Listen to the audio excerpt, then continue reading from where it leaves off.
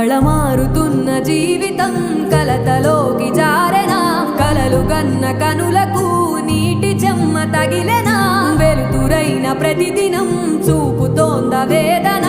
అందమైన బతుకున అలజడి చలరేగెనా ఏమిటి నీ పాపం